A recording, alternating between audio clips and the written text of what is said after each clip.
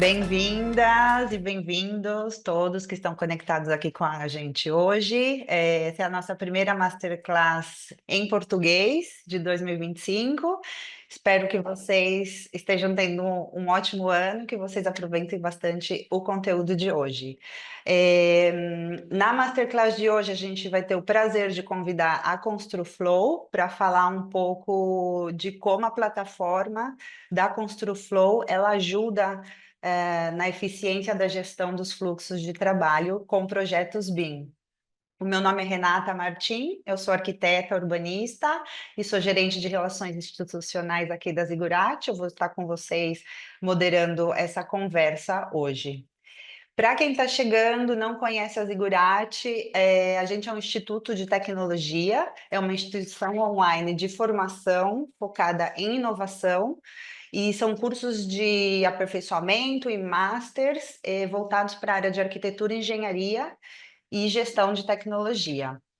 A gente tem base aqui em Barcelona, só que a nossa comunidade global é muito grande, tem mais de 20 mil pessoas de 120 nacionalidades diferentes em vários países do mundo.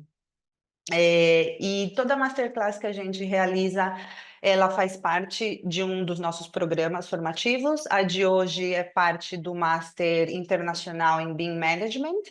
É uma formação de um ano acadêmico. As convocatórias começam agora em maio de 2025 e é uma formação completamente online, com sessões ao vivo, com especialistas que estão ativos no mercado. Então, é um curso muito prático, não é só teoria. E tem muitas oportunidades, os nossos alunos eles saem com habilidades adquiridas, né? Muito preparados para ocupar cargos de desde coordenação BIM até a direção em grandes empresas. Então, convido vocês a darem uma olhada na nossa web, depois eu vou deixar o link aqui para quem quiser pedir mais informação. E o tema de hoje, como eu já apresentei, o nome da Masterclass é BIM e Gestão de Fluxo de Trabalho, maximize a eficiência dos seus projetos com a Construflow. Quem está com a gente aqui hoje é o Jorge Neto, ele é BIM Manager e é Head of Growth da Construflow. Então, passo agora a palavra para você, Jorge, bem-vindo. Muito obrigado, Renata, e sejam bem-vindos. E só eu vou compartilhar a tela aqui já, porque a gente já conversa diretamente. Enquanto isso, se vocês tiverem perguntas, pode ir deixando aqui no chat, que no final a gente vai abrir um espaço e o Jorge vai dar todas as respostas e tirar todas as dúvidas de vocês. Boa, é isso aí. E, primeiramente, eu vou já pedindo desculpa, porque quem veio ver a Mariana, né, não veio, não vai ver a Mariana, infelizmente. Vou tentar suprir aqui o show que ela ia dar, né? Ela sempre diz que onde ela vai para dar show, então já peço desculpa que não vão ver o show dela hoje, mas vão ter outras oportunidades. Farei o possível aqui para estar à altura, né? Apesar de não precisar muito, que ela deve ter 1,60 m.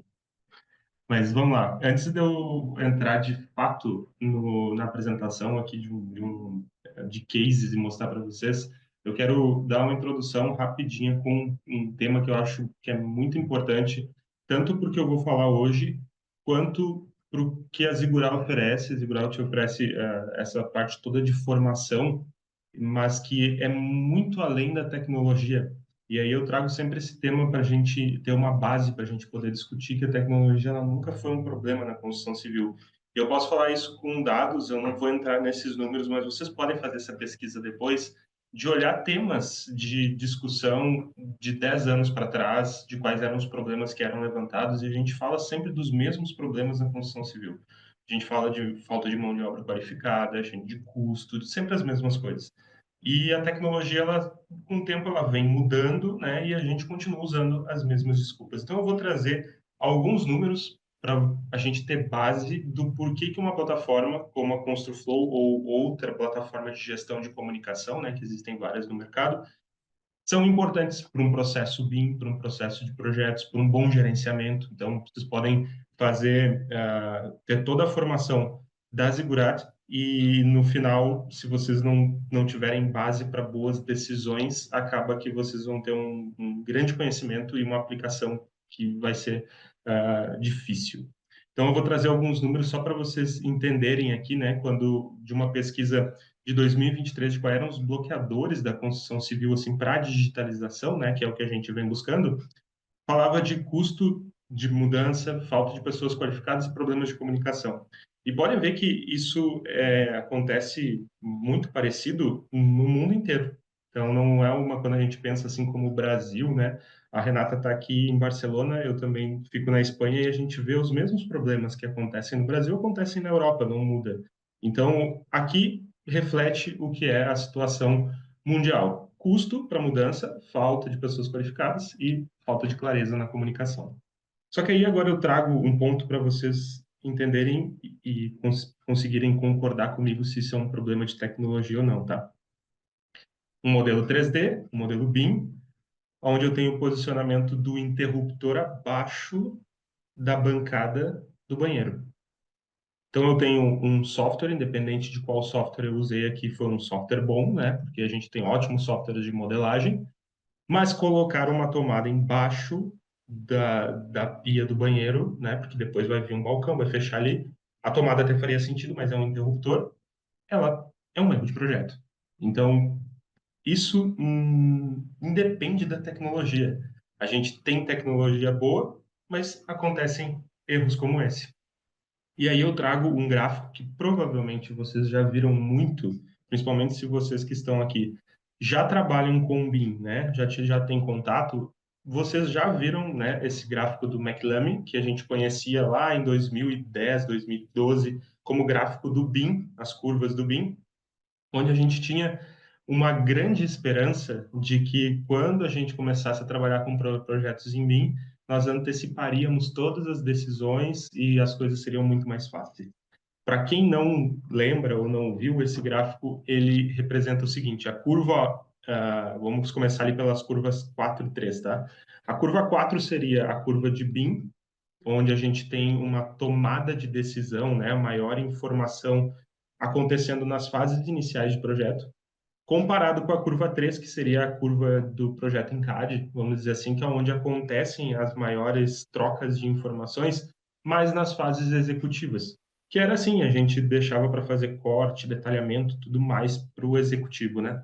Então a proposta de BIM era, vamos antecipar todas essas informações que tudo vai ser maravilhoso, porque quando eu olho ali na curva 1, a capacidade que eu tenho de impactar no projeto é alta quando eu tomo essas decisões no início, e a curva 2 é o custo para fazer essa alteração. Então, quanto mais no início do projeto eu consigo impactar melhor e tenho menos custo de alteração. Quanto mais perto da obra, obviamente, né, eu tenho menor range para alteração de projeto e acaba ficando cada vez mais caro. Então, essa era a proposta que se vendia e eu comprei na época isso lá em 2011, 2012, como sendo um mundo maravilhoso do BIM, onde as coisas todas iam acontecer no início do projeto. Só que isso não aconteceu. E eu acredito que vocês também sentiram isso, assim, né? Tinha aquela expectativa de que tudo ia ser um mundo perfeito e não foi. Só que, como eu falei, eu quero trazer números para vocês e isso já começa aqui a importância de uma plataforma ou de a gente usar a tecnologia a nosso favor. Essa imagem que a gente viu aqui foi uma troca de tecnologia, ou seja, eu passei do CAD para o BIM e continuo sem processos, o que faz com que a pessoa coloque um interruptor embaixo da bancada. Agora, olhem quando eu cruzo esses gráficos, quando eu olho os gráficos do gráfico da Construflow. Tá? A Construflow hoje é uma plataforma de gestão de issues, ou gestão de comunicação, onde a gente registra erros de projeto, registra comunicação, registra solicitação de alteração de projetos. Então, é uma plataforma de comunicação, plataforma de issue management, para quem já conhece mais termos do mundo BIM, assim, né?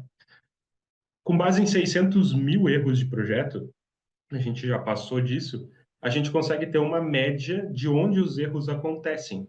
Então, vocês podem ver que os erros acontecem dentro da plataforma, mas na fase final do projeto. Se a gente pegar ali 38 mais 16, que seria a fase pré-executiva e a fase executiva, a gente chegaria quase em 50% dos erros acontecendo na fase final de projeto.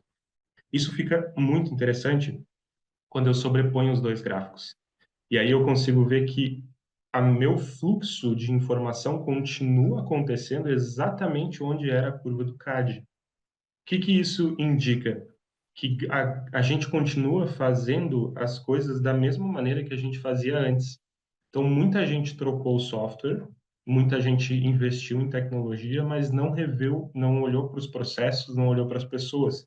E aí as coisas continuaram acontecendo da mesma forma. E isso é interessante porque impacta diretamente em quem paga a conta. Porque pensa o seguinte, eu invisto num software caro e troco toda uma tecnologia da empresa, mas eu continuo fazendo da mesma forma. Então, ao final, eu não vou ver grandes resultados. Por isso que é importante a gente saber onde as coisas estão acontecendo, onde os problemas do projeto, né, estão acontecendo, vocês principalmente, para que vocês possam tomar boas decisões e saber se está andando da maneira que vocês esperavam. Então, olhando para esse gráfico aqui, juntando números da Consulflow mais o gráfico BIM, a gente consegue entender que as coisas continuam acontecendo na grande maioria, tá? Isso não é para todos, a gente tem clientes onde realmente aparecem esses números de forma totalmente diferente e eles são cases de sucesso nosso, né? Onde eles vão mostrando que tomar decisões antecipadas trazem bons resultados e eu vou mostrar para vocês como vocês podem ver isso depois na plataforma também. Então, qual é o real problema? Quando a gente olha que a gente tem custo, falta de pessoas qualificadas, falta de clareza na comunicação. Foi tudo aquilo que a gente viu lá no início. Mas no final das contas, um grande problema é não ter dados estruturados.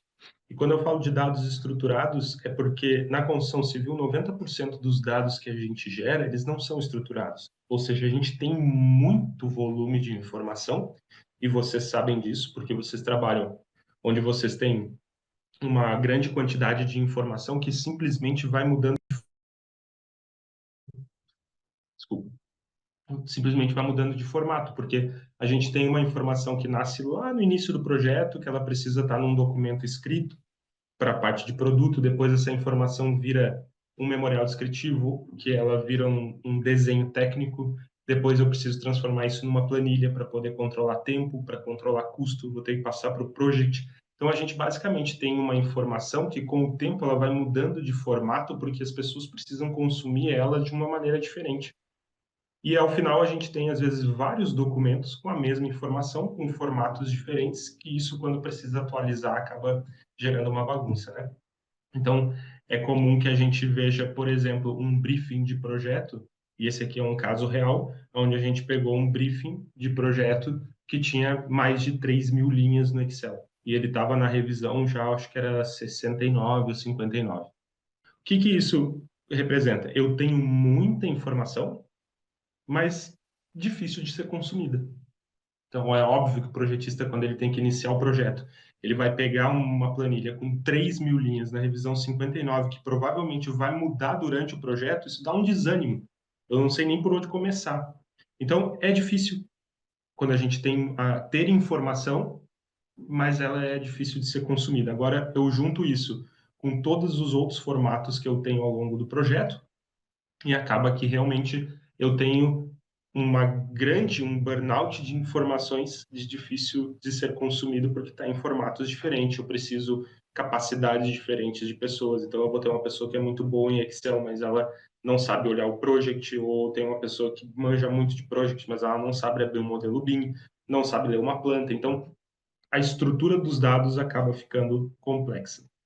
E aqui era a parte da Mariana, né? Então ela sempre mostra ela surfando.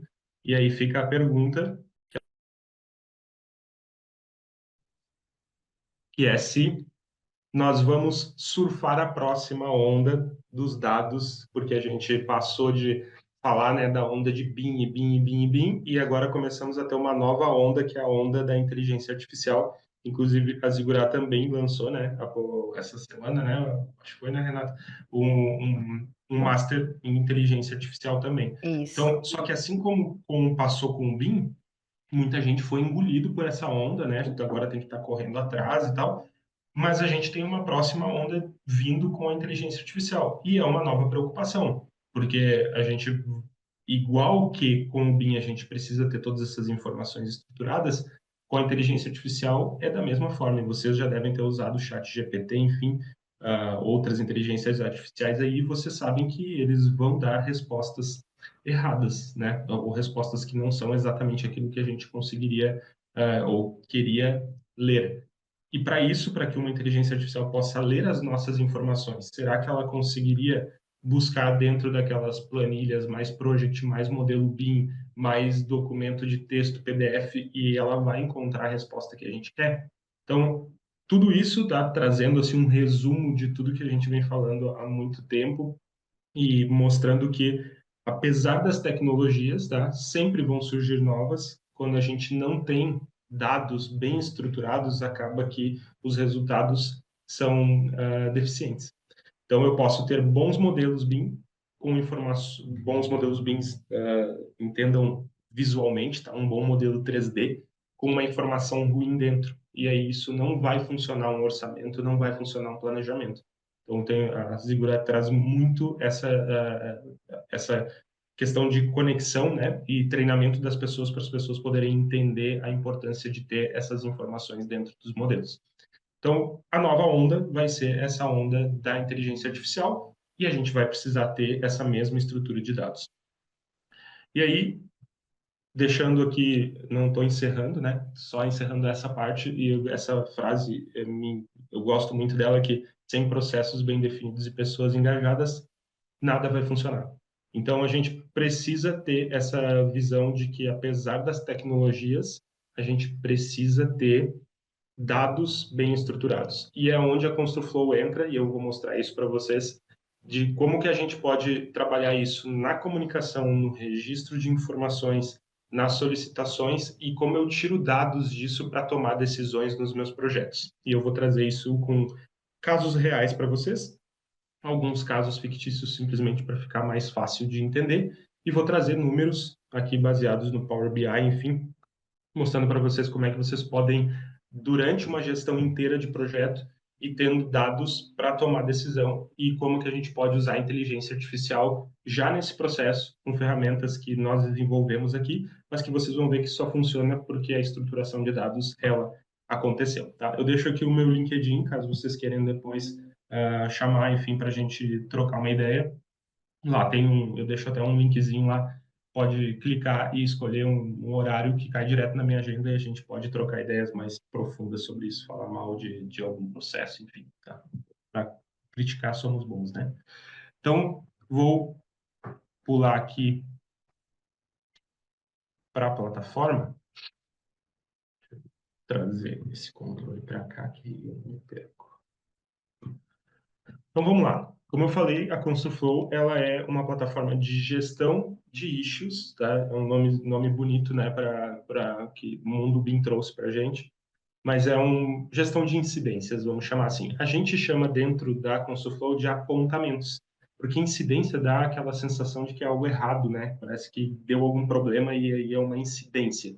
Mas a gente trabalha como apontamento porque pode ser qualquer coisa, pode ser um chamado de obra, pode ser uma comunicação, uma sugestão, vou mostrar tudo isso para vocês aqui, uma sugestão de mudança, alteração. Então, a gente chama de apontamento. Quando vocês entram na plataforma, vocês têm uma tela, né, vão enxergar tudo isso que eu estou enxergando aqui. Cada card desse é um projeto que vocês trabalham. Então, vocês vão rapidamente entender quais são, né, as pendências que vocês têm, aonde você foi citado, quantas estão atrasadas, então tudo para resumir aqui. Perguntas que sempre surgem. Por que a gente criou uma plataforma, sendo que existiam outras, tá? Então, já vou de início, assim, trazer para vocês qual foi a nossa ideia lá no início. Nós tínhamos um escritório de compatibilização de projetos.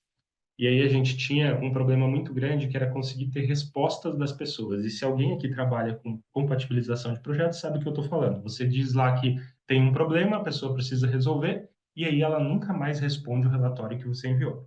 Quando ela te responde por WhatsApp, ou você precisou ligar para ela te respondeu por chamada, né? E aí você anotou num caderno e depois tem que achar todas essas respostas para colocar no relatório para a reunião de compatibilização. A gente teve casos em que a gente teve que ir no escritório da pessoa, sentar na frente dela e pedir as respostas. Então, no final, o que era o problema? Reunir tudo isso. Então, a gente testou várias formas. A gente fez PDF interativo, a gente criou uma página na web, a gente fez várias coisas. E aí testamos as ferramentas que existiam na época, né? Então, ferramentas muito boas, como a hoje conhecida como ACC, né? Autodesk Construction Cloud. Testamos BIM Track, testamos BIM Collab, testamos várias. Qual era o grande ponto?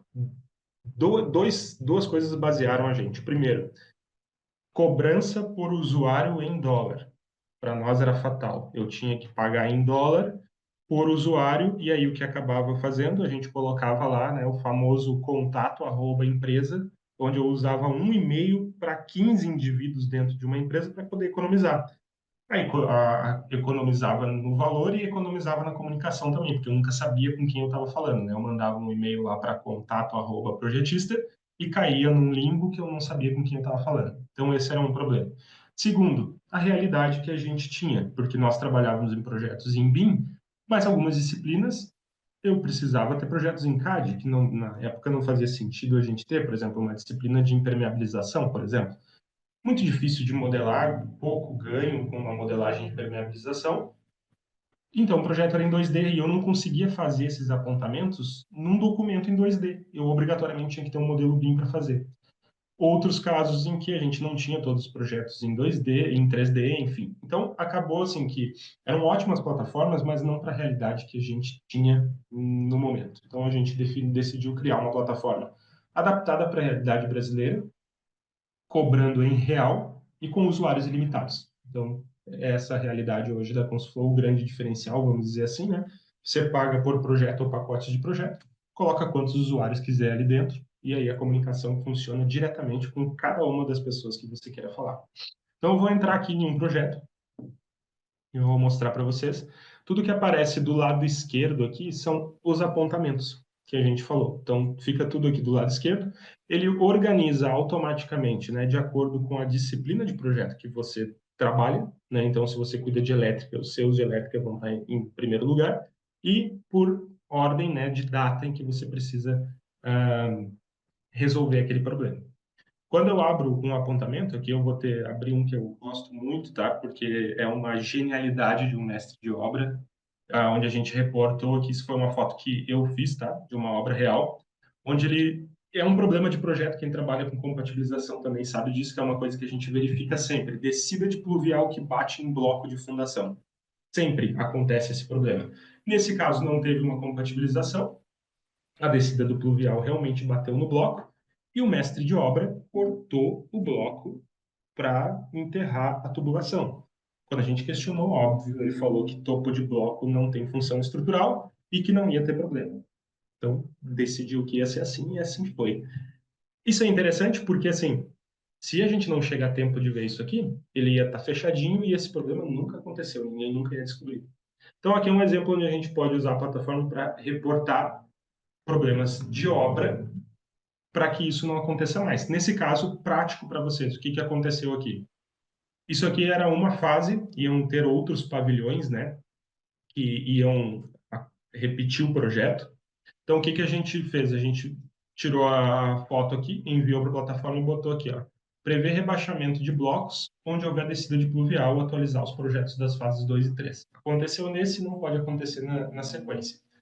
Aqui na direita, a gente tem uma área que é um chat, para falar do problema. Não é um chat geral como um grupo de WhatsApp onde a gente vai ficar falando sobre problemas lá e se perder na conversa. Aqui as pessoas estão falando sobre esse problema. O projeto da fase 2 foi atualizado, precisamos confirmar os níveis de rebaixamento da fase 3. Então, aqui dentro, reportei e já estou falando disso aqui. A pessoa continua, ó, na fase 3 as sapatas ficarão com os níveis menos 25 centímetros em relação, elas estão discutindo aqui dentro. Olha onde entra isso, né? Eu tenho um registro de toda a conversa num local só. Isso aqui antes acontecia para nós, tá? Via e-mail.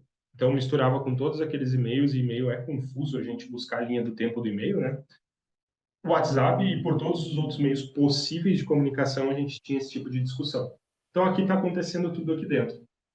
Qual é a vantagem disso também? Se essa pessoa for demitida, enfim, lá do escritório, fica o registro aqui, não perde o e-mail. Ou se a pessoa da sua empresa não trabalha mais na empresa, como é que você acessa o e-mail dela depois para buscar o histórico? É sempre aquele rolo de fala com o TI, pede para o TI encaminhar os e-mails dela, eu preciso ver se ficou um registro. Aqui fica todo o registro dentro da plataforma. E não tem como apagar, tá? Uma vez que a pessoa escreveu aqui, ela não tem como apagar. Se ela escreveu besteira, ela vai ter que escrever embaixo dizendo, gente, me equivoquei aqui, né? Então vai ficar um registro e fica um registro de se foi mudada a visibilidade, enfim, eu vou explicar tudo isso para vocês, mas fica um registro de tudo isso que foi feito, quem decidiu e por quem dentro da plataforma. Então, essa é o primeiro ponto sobre organização de dados, né? Uma comunicação pode acontecer por diversos meios, mas se eu não puder acessar essa comunicação futuramente, vai ser difícil de eu conseguir fazer a gestão disso, tá? Como é que eu posso criar apontamentos aqui, tá? Eu vou pegar um exemplo aqui para vocês onde eu tenho um apontamento que ele é criado em cima de um modelo BIM, de uma planta e com uma imagem. Então, eu tenho aqui ó, um print pedindo para recuar o guarda-corpo. Então, eu preciso pegar esse guarda-corpo e recuar para cá. Vejam que é uma imagem com uma setinha bonitinha aqui, uma explicação de como você quer que essa alteração seja feita. Aqui embaixo, eu tenho uma descrição.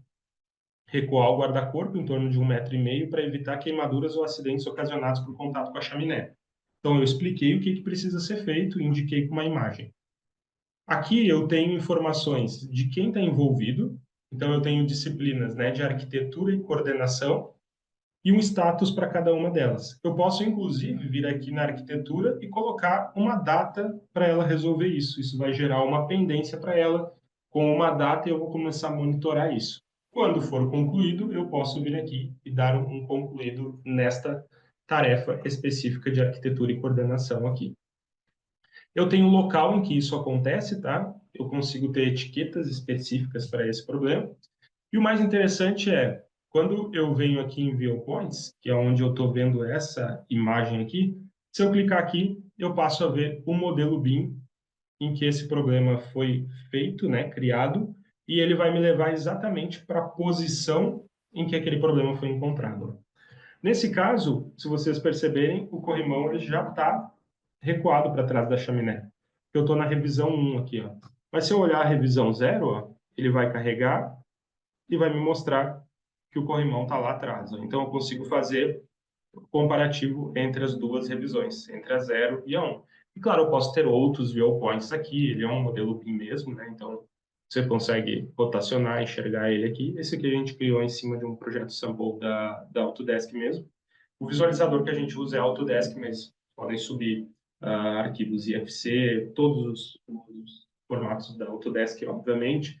Então, para comunicação, pode federar modelos aqui, né? Se você tivesse modelo de outras disciplinas, pode incluir eles aqui também e pode criar apontamentos diretamente aqui dentro. Mas o que tem mais interessante aqui? Eu estou vendo isso no modelo BIM, mas como a gente sabe, todo projeto tem modelo BIM, ele também tem plantas, né? Então, quando eu clico aqui em documentos, ó, eu passo a ver esse problema, né, como uma imagem aqui, aonde ele está acontecendo. Só que se eu clicar aqui, eu passo a ver esse projeto em alta definição, vamos dizer assim. Eu passo a ver a planta que está armazenada aqui dentro da ConstruFlow também. Então, eu estou vendo aqui onde esse problema está acontecendo. Está aqui, ó, R01, está aqui o corrimão, e eu quero ver se isso foi corrigido na revisão 2. Então, eu vou clicar aqui em adicionar, vou vir aqui na revisão 2, e vou adicionar ela para poder comparar. E aí o que eu já vejo que ela foi recuada mesmo. Mas se isso não me deixar feliz, o que eu faço? Eu clico aqui no comparador de arquivos e verifico qual a diferença que eu tenho entre uma planta e outra. Do lado esquerdo, aqui em revisão 1, eu tenho como estava, deixa eu dar um zoom out aqui, ó, como estava na revisão 1, como está na revisão 2. Vendo, ó? Tudo que está em vermelho é novo, ou seja, tudo aquilo que foi alterado. Então, eu consigo rapidamente saber se um documento teve alteração ou se aquela alteração que eu solicitei aconteceu. E aqui eu sempre trago algo que, para mim, como gestor de projeto, é algo muito bom. Vocês já devem ter pego um projeto onde o projetista teve a genialidade de escrever no campo de revisões de projeto, revisão geral. e aí a gente tem que catar qual é a revisão geral que a pessoa fez naquele projeto, né? A revisão geral pode ser alteração de um pilar ou alteração de um texto. Então, foi uma revisão geral. Resolvi revisar o projeto. E como é que você sabe o que passou na revisão geral? Abre o projeto inteiro. Tudo que tiver vermelho é novo. Então, você pode saber se mudou o tamanho de um pilar, você vai saber a posição de um pilar, você vai saber também. Então, isso facilita muito na hora de fazer aquela busca, né, por alterações dentro do projeto. Se aceitou essa revisão ou não, você pode dar como concluído este problema. Você pode comentar aqui com a pessoa, né? Então, pô, pode escrever, você subiu a revisão, continua com o mesmo erro, então você vai chamar a pessoa aqui. E o interessante por ter usuários ilimitados é que você pode dar um arroba e marcar a pessoa que você quer conversar. Então, você dá um arroba, quero falar com a Mariana, que era para ela estar aqui, então eu vou botar aqui, Mariana, onde você está? E aí a Mariana vai ser comunicada, né, notificada de que ela foi chamada numa mensagem aqui dentro, né? Pontos interessantes sobre comunicação aqui no chat, antes de eu mostrar como cria o apontamento, mas sabe quando tem um problema, que nesse caso é um problema público, né? Público, assim, que todos os envolvidos no projeto estão vendo, mas tu quer tirar aquela dúvida da tua equipe, assim, de dizer: pô, a gente já não tinha falado sobre esse problema. Quantas vezes a gente tem que falar com uma pessoa sobre isso, né? São coisas que a gente, entre equipe, vai falar, mas não vai falar para a pessoa, né? Então, o que que vocês podem fazer? Você pode escrever aqui, ó. Quantas vezes eu já falei para revisar antes de entregar? Sendo bruto. Não posso enviar para todo mundo. Então, na hora de enviar, o que que você vai fazer? Vai clicar aqui, ó. Em vez de público, você bota grupo. E aí você pode ter grupos específicos aqui. Então, você pode te comunicar com você e mais três pessoas, só o grupinho da fofoca, você e outro, que ninguém vai ver isso aqui, nem o coordenador do projeto. Então, você pode criar, agora vamos trazer isso deixando a piada de lado, né, apesar de ser um fato. O que você pode fazer? Você pode falar sobre orçamento com a tua equipe de orçamento em cima de um problema. Por exemplo, mudar a posição desse corrimão aqui não vai alterar o nosso orçamento, por exemplo. Então, você está falando isso com o seu grupo de orçamento, as pessoas do orçamento vão responder dentro desse chat, vai ficar o registro, mas essa conversa não vai ser pública para poluir o chat de todo mundo. Então, só vocês que estão envolvidos aqui vão ver. Então, traz essa particularidade, né, de poder conversar ali entre os envolvidos do projeto, sem poluir o chat com um monte de informações, né, deixar público só o que realmente faz sentido. Vamos ao fato de novo. Vocês conversaram, decidiram que sim, vai impactar e vamos deixar o corrimão como estava. Vai escrever aqui. Decidimos com a equipe de produto e orçamento que vamos manter o corrimão como estava. Publica só a comunicação que estava ali e encerra o apontamento como rejeitado, né? Então, você tem a opção de vir aqui e reprovar um apontamento. Então, você, ao invés de ter concluído ele, você reprovou. Você disse assim, bom, a gente fez esse apontamento, mas decidimos que vamos voltar atrás. Você reprova ele, volta atrás. Então, uma visão geral de tudo que envolve um apontamento aqui. Como eu falei, a gente criou para um cenário brasileiro também. Então, quando você clica aqui em criar um apontamento, o que que acontece?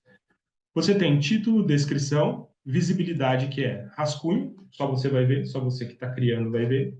Grupo, aquilo que eu expliquei, você pode criar um apontamento para um grupo de pessoas específico. Coordenação, só aqueles que estão no role de coordenação aqui vão ver esse apontamento. Ou público em que todos os envolvidos vão ver. Coordenação, vou dar um passinho atrás, é muito interessante. Vou trazer um caso prático para vocês também. Sabe quando a gente tem estagiário na equipe e a gente dá o projeto para ele, tipo assim, ó, procura todos os erros que você encontrar no projeto. O estagiário une a proatividade dele, né, a vontade de querer mostrar serviço, com a baixa quantidade de conhecimento que ele tem. Isso faz gerar um monte de apontamentos. Vou trazer um caso prático também. A gente deu uma parte da compatibilização, né, porque a gente tinha um escritório para o estagiário fazer. Ele pegou o modelo BIM e encontrou um monte, entendam, mais de 300 clashes entre tubulações no forro. Só que o projeto era com PEX, ou seja, eu não vou modelar o projeto desviando PECs de cada tubulação no forro. No mundo BIM chamam isso de soft clash, né? É aquele clash que a gente sabe que acontece, mas na obra o PEC simplesmente vai desviar do que for necessário. Ele achou todas as incompatibilidades entre tubulações e colocou ali. Só que dentro do processo da ConstruFlow, o que ele fez? Ele, na role que ele estava ali de estagiário, ele só podia criar apontamentos para coordenação, nunca público. Então, todos os apontamentos que ele criou caiu para a coordenação e a coordenação revisou e rejeitou. E disse assim, não vamos publicar isso aqui porque esse clash não vai existir na obra, né? É PEX, é flexível, não tem porquê. Então, esse nível de coordenação, quando você libera, por exemplo, para um projetista criar um apontamento, ele vai criar o apontamento, só que primeiro cai para vocês, como coordenadores, vocês vão aprovar e tornar público ou não, dependendo da aprovação de vocês. Então, essa hierarquia também respeita aqui dentro e é bastante útil. Prioridade baixa, média e alta, né, para saber onde tem que atuar primeiro. Categorias. É uma interferência entre disciplinas, uma divergência de informação, falha de graficação, é uma sugestão de mudança. E eu vou mostrar para vocês por que isso é interessante. Parece um monte de informação, mas tudo isso é uma organização de dados. E aí vocês vão ver o resultado disso um pouquinho mais para frente, tá? Mas aqui você vai dizer o tipo de erro que você encontrou. Em que etapa você encontrou esse erro? Foi lá nas premissas do projeto? Ou lá no anteprojeto? Ou foi lá no liberado obra? Então, tipo assim, vocês já devem ter visto também projeto liberado obra com revisão sim, né? Se liberou para obra, não deveria ter revisão, mas tem. Então, quantas estão acontecendo lá na etapa que não deveria nem ter revisão? Depois, os locais. Então, onde os problemas acontecem? Por exemplo, vocês podem ter como subsolo o problema, ou pode estar dentro da torre 1, pavimento térreo, apartamento final 01, banheiro. Por que pô, mas eu preciso dessa granularidade, faltou dicção aqui, granularidade tão alta para identificar um local? Depende do uso. Por exemplo, a gente tem clientes que usam a ConstruFlow para a etapa de personalização de projeto. Então, saber exatamente qual banheiro de qual apartamento está sendo encontrado por causa da personalização. Outros usam a ConstruFlow também para controle de qualidade. Então, lá na inspeção da entrega do apartamento, na entrega da obra, eles fazem a verificação e conseguem marcar onde isso aconteceu. Alguns fazem, inclusive, assim, todo chamado de obra volta para a equipe de projeto verifica se houve alguma alteração de premissa, por exemplo, né? Filtra a categoria, verifica o ambiente em que foi encontrado o problema para ver se alguém tomou alguma decisão que não deveria ter tomado. Caso prático disso, uma consultora do Rio Grande do Sul teve um problema na obra, eles voltaram para verificar e viram que alguém, né, uma pessoa que estava ali o registro, viajou, né, sempre acontece isso, foi para algum lugar, achou um ralo mais bonito e definiu que ia usar ralo linear no banheiro porque era legal. E aí, na obra, né, a obra não estava preparada para executar isso, enfim, no final deu problema. E eles foram verificar quem tinha aprovado e por quê, então conseguiram achar a origem do problema. Então, por isso a granularidade aqui. E para aqueles campos em que são, né, vocês precisam de um pouco mais de informação, você pode usar etiquetas. Então, por exemplo, eu quero que isso aqui seja tratado numa pauta de reunião do dia 10. Então, marquei aqui que todos esses problemas vão ser tratados nessa etapa. Você pode criar aqui etiquetas também. Como é que você cria apontamentos aqui? Como eu falei, eu posso simplesmente tirar um print da tela e dar um Ctrl V aqui, e esse print já vai vir para cá. Então, é uma forma de compatibilização de projeto muito comum hoje, né? A gente está verificando, encontrou um problema, print na tela, cola aqui dentro mesmo você pode fazer as marcações de onde você quer que seja feita essa alteração, colocar texto aqui dentro, colocou aqui, salvou, essa imagem já vai ficar aqui. Ela não transforma numa imagem, tá? Se você clicar aqui de novo, você pode alterar. Então, pode alterar quando quiser. Pode colocar quantas imagens quiser, enfim. adiciona aqui as disciplinas que estão envolvidas nesses problemas, coloca as datas para elas. Aqui um ponto interessante. Às vezes a arquitetura está envolvida, mas ela não é responsável por nada. É só tipo assim, arquitetura, fica de olho aí para ninguém fazer besteira, né? Vamos decidir baixar o pé direito para poder pôr instalações aí dentro. Então você vai vir aqui na arquitetura e vai botar assim, ó, a arquitetura só acompanha. E aí não tem uma data para ela, ela só fica sabendo das coisas que estão acontecendo ali. Então você deixa as pessoas envolvidas. Aqui na descrição, mostrar para vocês onde já entra a inteligência artificial. A gente, ao fazer uma análise, né, dos apontamentos que algumas construtoras liberaram para a gente percebeu que alguns apontamentos serão resolvidos mais rápidos que outros. E a gente fez uma análise, né, rodamos inteligência artificial em cima para fazer uma análise e a gente descobriu que a forma como se escreve impacta diretamente no tempo de resolução de um problema. Parece besteira, mas como bons engenheiros arquitetos, a gente sabe que se mandar um textão, a gente não lê, mas se mandar bullet points, todo mundo sabe o que tem que fazer. Iniciar uma frase com um verbo e bullet points, colocar negrito onde fizer sentido, reduzir em até 40% o tempo de resolução dos problemas. Então, o que a gente criou? Uma inteligência artificial que reorganiza o texto para você. Então, eu vou pegar aqui o que eu tenho. Ó, peguei um texto, vou clicar aqui em melhorar texto. Ó, o que ele fez? Destacou, ajustar a esquadria. Ponto 1, adequar para 106 o vão osso. Ponto 2, ajuste no projeto de arquitetura. Pegou o que era um texto corrido e transformou em bullet point. Você pode escolher não melhorar o texto ou substituir o texto que está ali. Clica em substituir, ele traz para cá. Isso, ganho, conversando com os clientes depois, trouxe uma redução de tempo muito grande, porque as pessoas pensavam bastante antes de escrever para poder estruturar bem. O que começou a acontecer? Elas entram aqui, descreve o problema e clica no botão de melhorar texto. E aí ele estrutura e ela só faz as alterações que precisa. Então, trouxe ganho de tempo para isso. A gente tem a dificuldade, né, de uma nova geração que não tem, talvez, tanta instrução como a gente teve há mais tempo, né, como a escola cobrava na forma de escrever o conteúdo, enfim, né, é uma nova maneira de aprender. Então, aqui também padroniza isso para que tenha resultados melhores em cima disso, né? Então, aqui já é um ponto de inteligência artificial aplicado diretamente dentro da construção civil. Então, aqui é uma forma de fazer apontamentos. Qual é a outra forma? Eu posso adicionar um documento. Então, eu vou escolher um documento aqui dentro, ó, que está armazenado dentro da ConstruFlow. Então, eu pego aqui o documento, adiciono.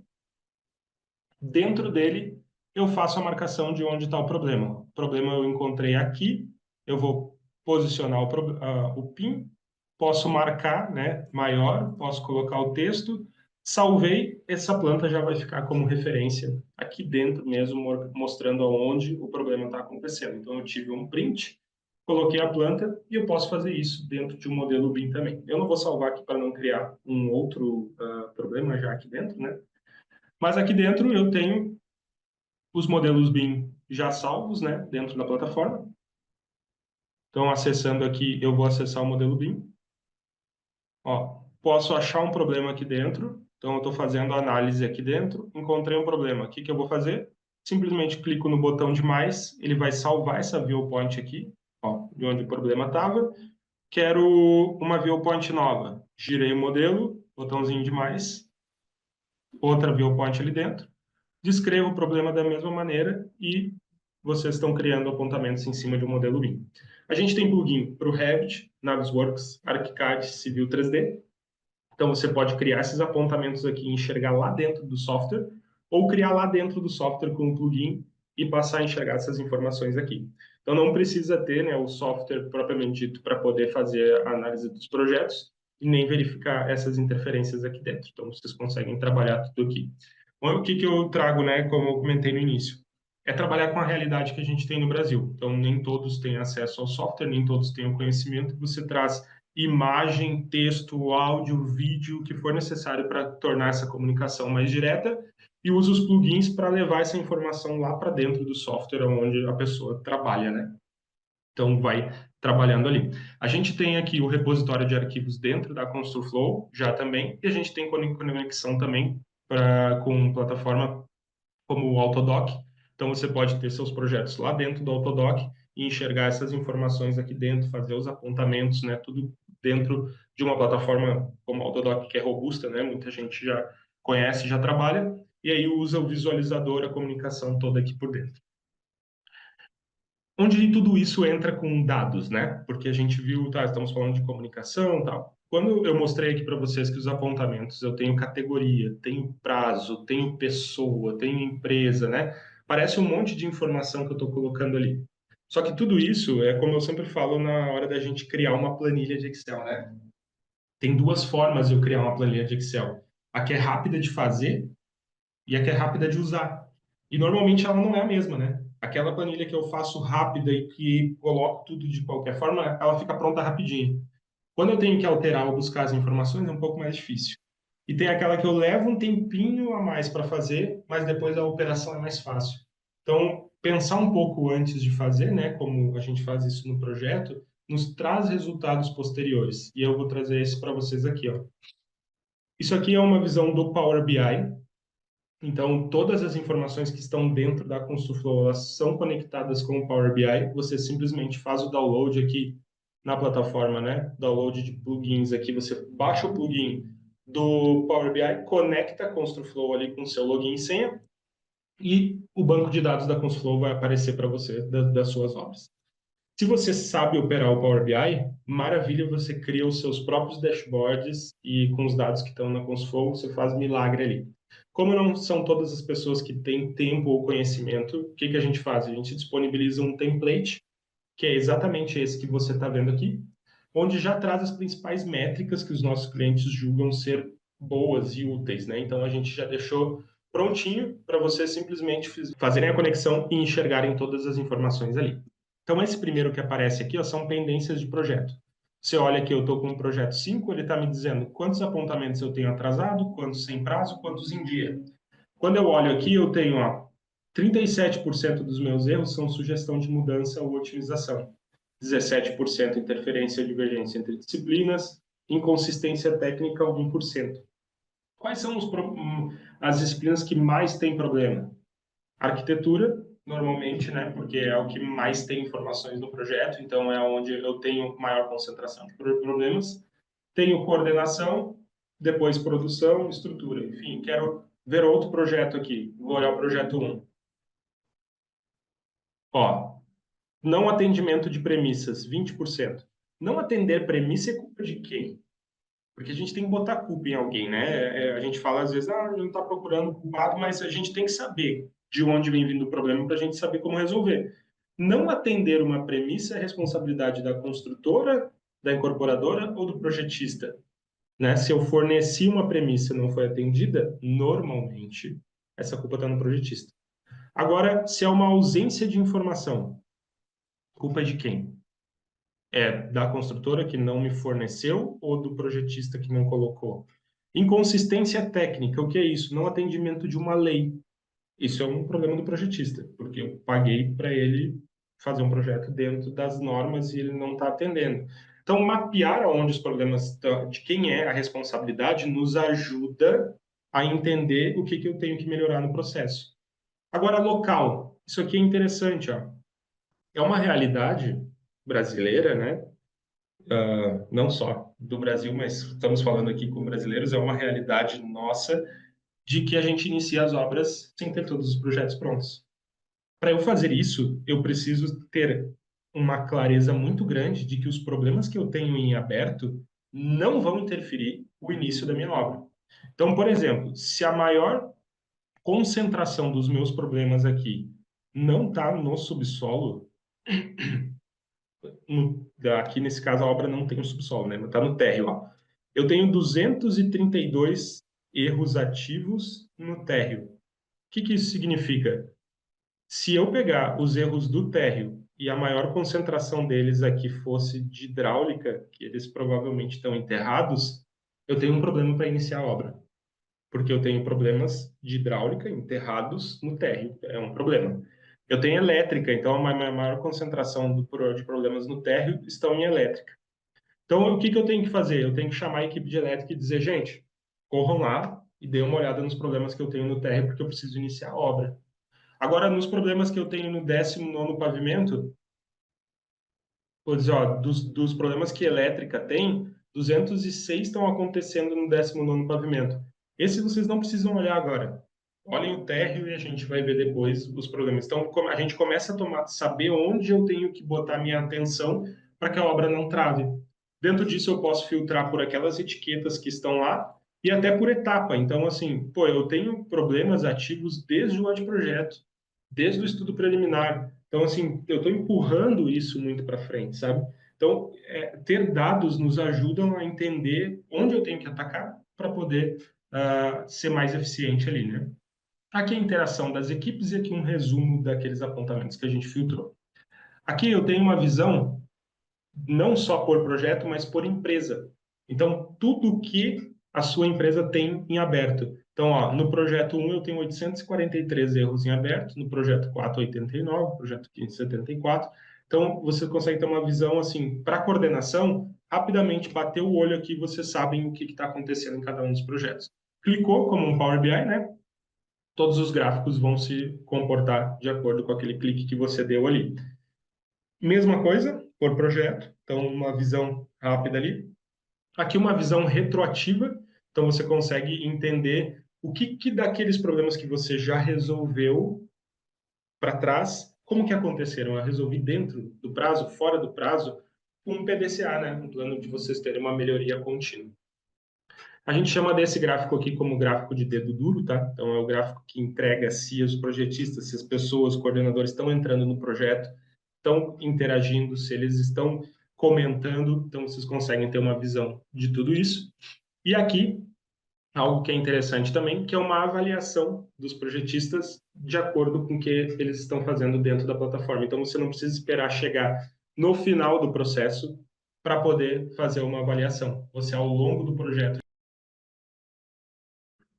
uma avaliação das informações, não com base na qualidade, prazo e engajamento, uma nota para cada um dos projetistas, né? Então tem peso para cada uma delas, a gente tem tudo explicado sobre todos esses pontos, enfim, mas ao longo do projeto você já pode ter todas essas informações. E aqui o último, que a gente chama de diretrizes, que é, você pode trazer todas as diretrizes que você tem para dentro da ConstruFlow, colocar a etiqueta de diretrizes e sempre que um novo projeto for iniciado, você simplesmente carrega essas diretrizes para dentro do novo projeto. Quando o projetista entra, ele já tem como que pendências para ele de diretrizes que ele precisa cumprir. Ele pode entrar lá e dar o status, né, mudar o status como ciente de que ele já sabe que isso está, né, na mão dele, e ele pode dar como concluído também. Então, ele pode pegar, ó, essa diretriz específica eu já concluí. E aqui fica um registro para vocês de quais diretrizes estão em aberto, se estão em aberto com o projetista, se está em aberto com a coordenação. Então, traz um resumo também dessa visão para cá. Isso aqui é um template, mas todas essas informações estão disponíveis e vocês podem pegar essas informações, cruzar com o Power BI, todas as informações que vocês tenham, né, de outros locais do projeto. Então, tudo isso é a ConstruFlow, assim, a ideia foi mostrar como está aqui, como fazer, mas principalmente mostrar para vocês que não basta só registrar os problemas, porque é como se a gente ficasse tomando paracetamol o tempo todo, né? A gente precisa entender de onde vem a dor e aí a gente conseguir tomar as decisões em cima disso. Renata, se quiser abrir as perguntas, e aí enquanto, se eles não enviarem, rapidinho eu vou mostrar só um ponto que é o que a gente chama do Smart Docs, aqui da Consulflow, que é o seguinte, é uma inteligência artificial, como o ChatGPT, onde vocês podem fazer perguntas, só que ao invés de fazer perguntas para a web, vocês fazem perguntas para os seus documentos. Então, os documentos que estão guardados ali dentro, ele vai buscar as respostas lá. E eu vou trazer aqui um exemplo para vocês, ó, vou pegar a IP13 de São Paulo, Memorial de Escada Pressurizada, tá? Então, as duas relacionadas.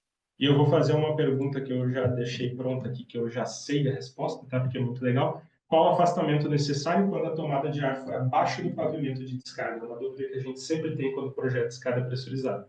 Vou fazer essa pergunta e ao invés de ele buscar essa informação lá na web, ele vai buscar dentro da IT13 da escada pressurizada.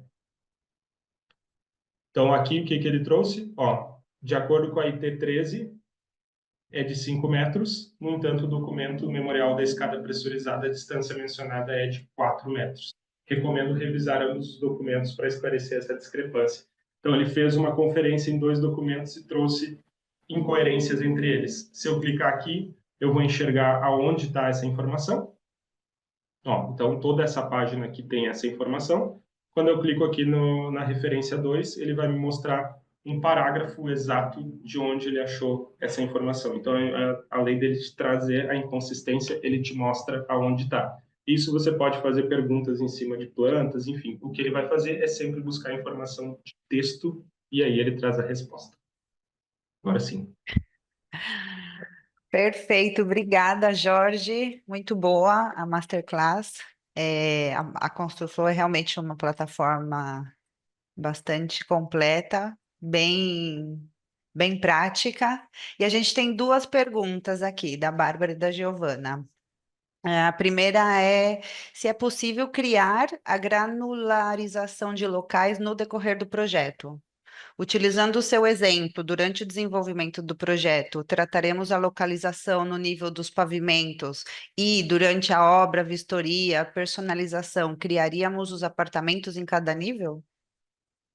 Sim, é até uma boa prática. Isso é uma pergunta muito boa, porque mostra um conhecimento assim, de processo, porque quando a gente inicia o projeto, a gente tem problemas mais gerais, né? E ao longo do projeto vão surgindo problemas mais granulares. Então, sim, ao longo do projeto você vai criando esses ambientes, vamos dizer assim, passa de local para ambiente.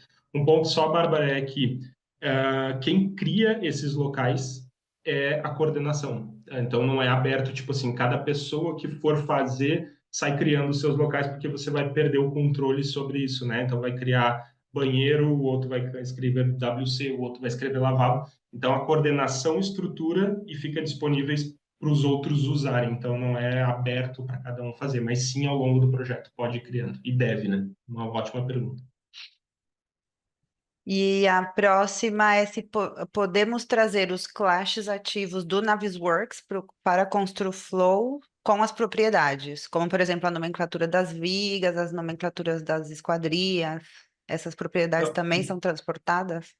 você consegue trazer o modelo BIM para dentro da Construflow com essas informações. Agora, carregar o relatório de clashes gerado pelo Navisworks, não. Qual seria o processo? Tá? Você gera o clash, faz a verificação daquilo que você realmente vai gerar apontamentos, né? Porque às vezes o Navisworks gera um monte de clash, e aí naquela viewpoint específica que você criou, você vai clicar no botão de gerar um apontamento e vai levar para lá.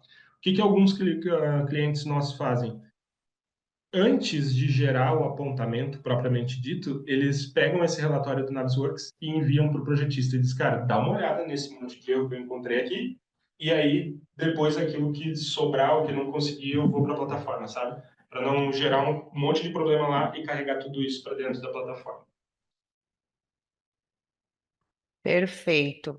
A gente não tem mais perguntas, eu vou deixar uma pergunta para você, assim, de cara ao futuro.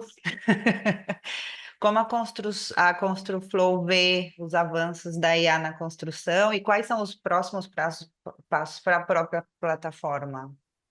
Boa. Já é um caminho sem volta, tá? A gente vem investindo muito tempo nosso, a gente tem uma equipe dentro da Consulflow só para inteligência artificial, então a gente vem testando todas as ferramentas novas que lançam, a gente testa. Então, até assim, como eu falei, podem me chamar depois, a gente tem dicas de ferramentas que vocês podem usar de inteligência artificial, enfim. É um caminho sem volta. O que acontece é, só para vocês saberem, no ano passado, mais de 15 mil ferramentas de inteligência artificial foram lançadas. Isso gera na gente uma ansiedade muito grande, na gente como profissional, porque a gente fica tipo assim, para onde eu vou?